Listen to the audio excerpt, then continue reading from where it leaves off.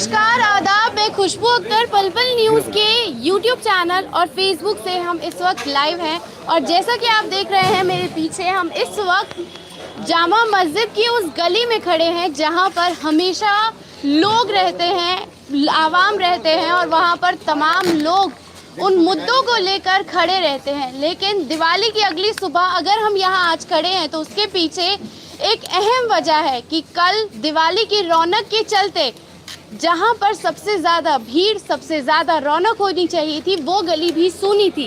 लेकिन इसी के साथ साथ बिहार चुनाव की अगर हम बात करें तो ईवीएम को लेकर लगातार सवाल उठ रहे थे। जैसा कि हमारा वादा था कि द रेबल शो के जरिए हम आपको जनता के बीच उन सवालों को खड़ा करेंगे जिसके बारे में ना बात हो रही है, ना सुगबुगाहट हो रही है। आप ठीक मेरे पीछे देख सकते हैं कि रेबल मौजूद हैं। उनसे पहला सवाल में यही होगा कि दिवाली की अगली सुबह है, जामा मस्जिद की सबसे भीड़ भाड़ वाले इलाके में हम हैं, लेकिन इसके बावजूद कल यहाँ पर वो भीड़, वो रौनक नहीं थी जो कि होनी चाहिए थी। लॉकडाउन के चलते एक अलग ही वातावरण तैयार हो गया। कैसे देखते हैं आप? जी, सबसे पहले मैं दीपावली की, भैया दूज की और गोवर्धन पूजा की शुभकामनाएं दूंगा। अभी कुछ दिन पूर्व हमारे इस्लामिक समाज के भी एक बहुत बड़ा त्यौहार था, आप सबको उसकी उपलक्ष्य में बधाइयाँ। और देखिए, त्यौहार तब त्यौहार बन जाता है जब मुझे लगता है कि सर्वदल, सब जाति, सब धर्मों के लोग एक साथ हो जाएं। इस बार सबको उम्मीद थी कि प्रजातंत्र को जो सुरक्षित किया जाएगा, लोकतंत्र को मजबूत किया जाएगा। लेकिन हाल फिलहाल में बिहार का जो चुनाव है और आप लोगों ने देखा ईवीएम का खेल, देखिए मैं रेबल हूँ और बागी फाउंडेशन सुबह से और शुरू से एक ही बात कहता है कि हम जो कहेंगे सीधे बोलेंगे, हम पीछे मुड़ के बातें नहीं करते। ईवीएम ने इस बार फिर जनता की जो चॉइस थी उसको नकार दिया। ऐसा नहीं है कि जनता ने उनको चुना जिन्हें हम देख रहे हैं, जेडीयू या बीजेपी। सही मायने में आप तेजस्वी यादव की भीड़ को देखें, एक पैर रखने की जगह नहीं होती थी उनके मंच में। और नीतीश बाबू और मोदी जी की जो मंच थे वो खाली रहे, उनके यहाँ लोग बैठे नहीं है। और यहाँ इतनी भीड़ कि तेजस्वी यादव को स्वयं नीचे आके बोलना पड़ रहा था कि आप लोग कृपया अनुशासित रहें। और रिजल्ट के एक दिन पहले भी उन्होंने अपने समर्थकों से एक बात कहा कि आप किसी भी तरह अनुशासन को ना तोड़ें। थोड़ा धीरे बोलिएगा जी। तो मैं ये चाहूंगा आप लोगों को एक बात बताना कि रेबल फाउंडेशन पल पल न्यूज के साथ रेबल शो, जनता के शो, जनता के लिए, जनता के बीच में, और आप ही के दरवाजे पे, हम कोई बंद कमरों में नहीं होते हैं। मेरे पीछे की आप देख सकते हैं लेआउट किया है, हम लोगों के बीच रहते हैं। एक तो कोरोना का प्रेशराइजेशन, अब आप देखिएगा, अब चुनाव हो गया तुरंत ये लॉकडाउन का सेकंड फेज की ना घोषणा कर दे। मुझे शक है आगे आप और मैं देखते रहेंगे, लेकिन ये सारी प्लानिंग तरीके से बिहार में आरजेडी को नहीं हराया गया, बिहार में प्रजातंत्र को हराया गया, बिहार में बिहार के जनता को हराया गया, छल किया गया हमारे जैसे लोगों का। लेकिन अभी लड़ाई बाकी है, अभी हम तैयारी कर रहे हैं। आरटीआई के जवाब हमें मिलते नहीं है। आखिर मैंने अपने पहले वीडियो में भी कई बार ये सवाल उठाया है कि जिस देश ने ईवीएम का आविष्कार किया वो है जापान, और जिस देश ने इसका आविष्कार किया, खुशबू जी, आखिर वो अपने देश में बैलेट पेपर से चुनाव क्यों कराते हैं? क्या माननीय मोदी जी को या इलेक्शन कमीशन को ये चीज दिखाई नहीं देती? क्या ये कोई बिस्किट है जो वो हमारे लिए बनाते और खुद नहीं खाते? अगर ऐसा है तो उस बिस्किट में कोई कमी जरूर होगी या नहीं होगी? जोर से बोलेंगे, होगी नहीं होगी? क्या आप लोग सहमत हैं बिहार के चुनाव से? क्या आपको लगता नहीं कि आरजेडी की जीत थी, या बीजेपी ने फिर से छल किया, या इलेक्शन कमीशन ने छल किया? देखिए, लोगों के अंदर एक आगाज है, एक आक्रोश है, लेकिन आज हमारी फ्रीडम ऑफ स्पीच हमसे छीना जा रहा है। आज हमें जबरदस्ती जेलों में डाला जा रहा है, यूएपीए लगाया जा रहा है, विभिन्न तरह के मुकदमे। और विशेष तौर पे इस वीडियो को मैं एक बात आपको बता दूं, एक हमारे समाज का एक वैश्विक हिस्सा है जिसे माइनॉरिटीज बोलते हैं। क्या बोलते हैं? जोर से बोलेंगे, माइनॉरिटीज। उनके ऊपर तो जुल्म की अब इंतहा हो रही है। माइनॉरिटीज केवल मुस्लिमों में नहीं होती है, हिंदूज में भी होती है, जैनियों में भी होती है, क्रिश्चियनों में भी होती है। आप अभी स्टेन का देख लीजिए, रांची में उनके साथ किस तरीके से जेल में डाला गया। 80 वर्ष से ऊपर भी एक बुजुर्ग को उठा के जेल में डाल दिया गया। जिनको जहां मन कर रहा है वहां ये पत्रकारों को जेल में बंद कर रहे हैं। और एक ऐसा पत्रकार जो कि खुद क्राइम में इन्वॉल्व है, उसे माननीय सुप्रीम कोर्ट एक हफ्ते के अंदर बेल दे देती है। क्यों? क्योंकि उसकी तारीखें सुप्रीम कोर्ट सुन रही है। और एक ऐसा वीर देश का जाबाज सिपाही आईपीएस संजीव भट्ट, जो कि गोधरा कांड का एकमात्र गवाह है, उसके केस में 2 साल से सुनवाई नहीं होती और 10 साल से उनको तनख्वाह नहीं मिलती। और श्वेता भट्ट, उनकी पत्नी, ना जाने कितनी दौर से, प्रताड़ित दौर से गुजरती है। उनकी लड़ाई भी रेबल फाउंडेशन लड़ रहा है पल पल न्यूज के साथ। जी, प्राइवेटाइजेशन की अगर हम बात करते हैं तो प्राइवेटाइजेशन के चलते सबसे ज्यादा अगर मार पड़ी है तो दुकानदारों पे पड़ी है, उन लोगों पे पड़ी है जो अपना धंधा कर रहे थे।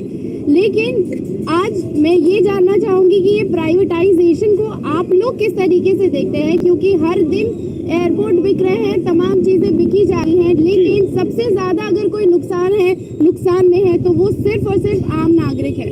देखिए, सबसे पहले मैं एक बात बता दूं, अगर कोई भी सरकार सफल होती है, क्या होता है? सफल, जोर से बोलिए, सफल, तो वो कोई भी सरकारी तंत्र को निजीकरण में परिवर्तित नहीं करता। क्या अगर आपके घर में कोई अच्छी चीज चले, आप उस अपनी घर की चीज को बाहर वालों को दे दोगे? संभवतः दुनिया में कोई ऐसा गधा नहीं होगा जो ऐसा करे। मैं ये वर्ड को यूज कर रहा हूं, गधा, लिटरली।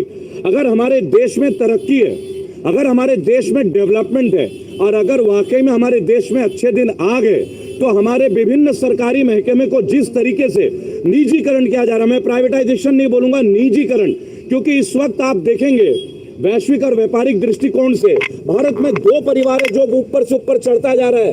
एक है अंबानी, एक है अदानी। अब किसी को आप एयरपोर्ट दे देते हैं, किसी को आप एयरपोर्ट दे देते हैं, किसी को आप रोड दे देते हैं, किसी को आप जियो नेटवर्क दे देते हैं। आपको ये समझने की जरूरत है, आम आदमी नहीं रहा, आम आदमी अब सड़क पे है। और जो लोग गाड़ियों में थे वो अब एरोप्लेन में होने लगे। इसका सीधा सीधा एक जवाब है, LIC, जो कि भारत में सबसे प्रॉफिटेबल कंपनी रही है आजादी के दौर से, उनका भी शेयर इन्होंने बेचना शुरू कर दिया। ONGC को प्राइवेटाइज कर दिया, steel authority of India limited को कर दिया। ये दौर वो दौर है जब ये सरकारी अस्पतालों को भी प्राइवेटाइज कर देंगे। मैं चाहूंगा कैमरामैन एक बार कैमरे को ऊपर करके सबको कवर करे। ये मंच आम लोगों का मंच है, रेबल शो खुशबू अख्तर जी के साथ, पल पल न्यूज के साथ, आम लोगों के लिए। इसको थोड़ा गैप ले लेंगे। तो मैं ये चाहूंगा कि लोग इस बात को देखें कि जो आप बंद स्टूडियो में इंटरव्यूज देखते हैं, बंद स्टूडियो में अपने वक्तव्य देखते हैं, वो वक्तव्य कहां तक जेन्युइन है। अगर कोई ये कहे कि भारत में तरक्की हुई है तो इन गलियों में आके दिखाएं। हमारे पीछे जामा मस्जिद, जैन मंदिर, हनुमान मंदिर, तमाम वो धरोहर है जो कि राष्ट्रीय नहीं है, विश्व धरोहर है। क्या किया है केंद्रीय सरकार ने आज तक इनके सुंदरीकरण के लिए? आप यहां से जाएंगे, सड़क पे एक भी लेडीज टॉयलेट नहीं मिलती। हमारी महिलाओं को कितना कष्ट होता है, हमारे बच्चों को कितना कष्ट होता है। ये वो जगह है, ये वो जगह है जहां विदेशी नागरिक आते हैं, यहाँ वो जगह है जो लोग सजदे पढ़ते हैं, या वो जगह है जहां लोग प्रार्थना करते हैं। और देखिए, भारत हमेशा विविधताओं का देश रहा है। मैं शुरू से बोलता हूं, मैं मुल्क की बात करूंगा, मैं हिंदुस्तान की बात नहीं करूंगा, क्योंकि मेरे देश का नाम हिंदुस्तान नहीं है, मेरे देश का नाम है भारत। इस पे तो एक बार तालियां बजनी चाहिए थी। हाथ में दर्द नहीं होगा, हाथ में दर्द आप लोगों को भी नहीं होगा, जो दर्द हमारे दिल में जख्म बन के रोज पनप रहे। अब वही बात है कि जिस्म का हर कोना हो चुका है छलनी, दर्द भी बेचारा कह रहा है कि मैं उठूं तो कहां से उठूं। उसके बावजूद सरकार का जो दृष्टिकोण है, हमारी GDP 23.8 से नीचे चली गई। बांग्लादेश, जिसको इस देश ने जन्म दिया, आज वो GDP में हमसे लाख गुना बेहतर हो गया। एक इतना छोटा सा देश आर्थिक तंगहाली से परेशान, आखिर क्यों? क्योंकि हमारे ही देश के जो नोबेल प्राइज अवार्ड विनर थे इकोनॉमिक्स के, प्रोफेसर डॉक्टर अमर्त्य सेन, उनकी पॉलिसी को भारतीय सरकार ने नकार दिया, लेकिन बांग्लादेशी सरकार ने उनको अपना लिया। मेरे देश के एक वीर सपूत डॉक्टर अमर्त्य सेन नोबेल पुरस्कृत, और उनकी इकोनॉमिक्स पॉलिसी को बांग्लादेश ने ले लिया। और आज बांग्लादेश की GDP हमारे ऊपर से चली गई। वो दिन दूर नहीं जब नेपाल भी हमारे सर पे चढ़ के चलेगा और हम रेंगेंगे, क्योंकि अच्छे दिन के जुमलों के दिन अब जाने के हो गए हैं। जी मैम। बिल्कुल, एक आखिरी सवाल मैं यहाँ पर ये पूछना चाहूँगी कि हर कोई आता है, बात करता है और चले जाता है जी। रेबल फाउंडेशन और आप क्या करने वाले हैं सड़कों पर उतरकर? क्योंकि रेबल शो का साफ तौर पर मकसद यही है कि ज़मीन पर उतरकर जनता के लिए, जनता की बात और जनता की समस्याओं को उठाया जाएगा। इस आखिरी सवाल के साथ मैं आपसे यही जानना चाहूँगी कि आप ज़मीन पर उतरकर, हम इंटरव्यूज़ करेंगे, हम सारी चीज़ें करेंगे, हम ऐसा क्या करने वाले हैं जिसके लिए जनता आपकी बात सुनेगी? देखिए, मैं सबसे पहले एक बात बोलूँगा, ये जनता का मंच है। रेबल शो जनता के लिए, जनता के बीच, और जनता के चुने हुए सवाल और जनता के चुने हुए स्थान के लिए। आज तक आपने कितने कार्यक्रम देखे होंगे? मैं कहता हूं अभी आप जो भी लोग लाइव हैं, 11 करोड़ लोग हमारे संगठन में हैं। ये संगठन कैसे बना? ये संगठन आम आदमी के बना। मैं इस गली से निकला हुआ लड़का हूं। मैं कोई कोठी में पैदा नहीं हुआ था या कोई 5 स्टार होटल में पैदा नहीं हुआ था। मैं इस गली का निकला हुआ लड़का हूँ। मेरी जवानी बीती है इस गली में और मैंने इस गली का तमाम मोहब्बत देखा, जिसकी नफरत की दीवारें बाहर लोग ये कमल छाप, ये लोटस नहीं है, ये लूटस है। मैं पुनः आपको बोलूँगा, ये लोटस नहीं है, लूटस है। और देखिए हम क्या करने वाले, इसका एक छोटा सा रूप आपसे कह दें। आज से 3 दिन पहले मैं मुंबई के दौरे में था और मैं मुंबई के पहले कश्मीर के दौरे में था। अगर एक निष्पक्ष व्यक्ति, एक भारतीय हमेशा निष्पक्ष होता है, अगर मैं यहाँ हूँ तो किसी के लिए मेरा ज़मीर नहीं बदलेगा। इस मुल्क की मिट्टी में मैंने उस दिन आपसे एक बात कही थी कि जब लोग माइनॉरिटीज़ के ऊपर उंगली उठाते हैं, आप लोग गौर से सुनिएगा, ये लाइन आप लोगों से जुड़ा हुआ है। किसी व्यक्ति ने बोला था, बीजेपी के एक नेता ने, कि देश के गद्दारों को गोली मारो। याद है? जोर से बोलेगा, याद है? और मैंने उनसे एक बात बोला था, जिस मुल्क के लोग दिन में 5 बार नमाज पढ़ते हैं, कितनी बार? 5। और 5 बार नमाज में वो इसी मुल्क की मिट्टी को चूमते हैं, भारत की मिट्टी को, तो क्या यहाँ गद्दारी है या देशभक्ति है? और अगर आप उसके ऊपर उंगली उठाते हो तो आप देश के मातृत्व के ऊपर, आप देश की अखंडता के ऊपर उंगली उठाते हो। रेबल फाउंडेशन देश के सारे माइनॉरिटीज़, हिंदू, मुस्लिम, सिख, ईसाई और मेजॉरिटीज़ जो हैं, सभी को एकत्रित करके इस देश की जो बैड गवर्नेंस है, मैडम 23 बार जेल जा चुका हूँ, 23 बार। 24वां 25वां के लिए मैं हमेशा तैयार हूँ। खुलने में मास्क में मैं पहनता नहीं। जब मैं एयरलाइंस में जाता हूँ तब मैं मास्क पहनता हूँ। क्यों? क्योंकि मेरी वजह से किसी की नौकरी में खतरा नहीं होना चाहिए। लोग उन्हें डांटते हैं, जो मुझे अच्छा नहीं लगेगा। मैं एक भारतीय हूँ, मेरी जिम्मेदारी बनती है कि मैं अपने भारतीयों की रक्षा करूँ। कारण है, आप देखिए, कोरोना के लिए इनको पुलिस वाले झांकते हैं मास्क में आपका फाइन काटने के लिए। ये बीजेपी के नेता थे जो बिहार में भीड़ कर रहे थे 50,000 40,000 का, तब कोरोना नहीं था क्या? तब कोरोना के लिए मास्क की जरूरत नहीं थी क्या?